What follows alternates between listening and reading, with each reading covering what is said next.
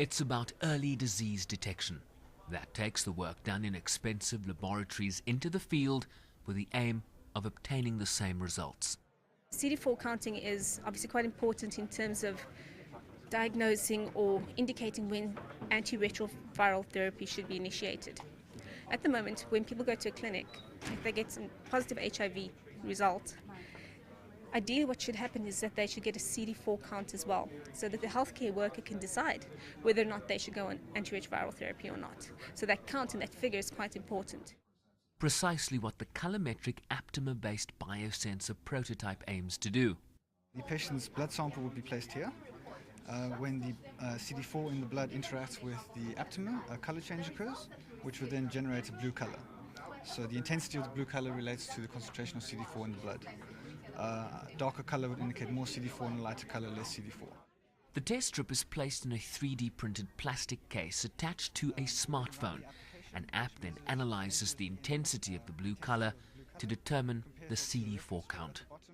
How long does this take? The generation of the color would take approximately 10 to 20 minutes. Running the application is a matter of seconds.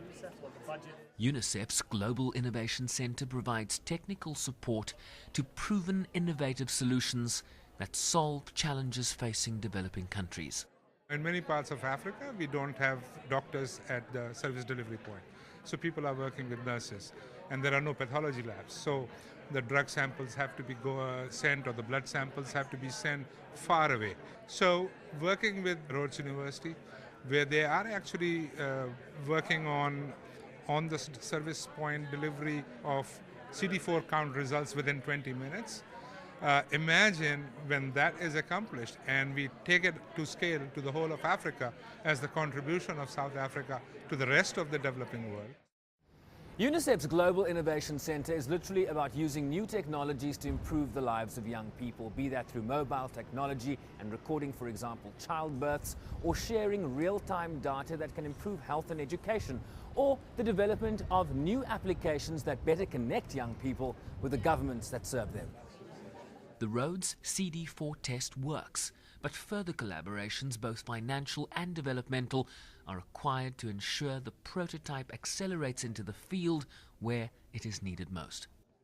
There's a lot of really great research happening in academia, in higher education, and certainly at Rhodes University, in wastewater treatment, alternative energy, and certainly in disease detection.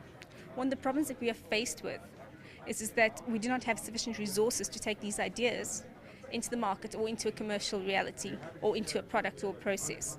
So this collaboration with UNICEF is part of the puzzle to help us get on the way. In terms of the Rhodes example, you have a concept that now needs to be developed into a product that can be actually used in the field. So we have a proof of concept, so it's beyond concept, so we know it works.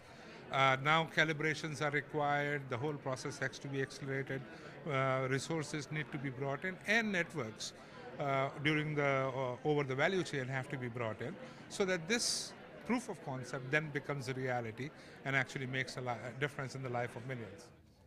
The aim to change lives for the better, using great ideas and smart technology, one prototype at a time. Sherwin Briceby's SABC News, New York.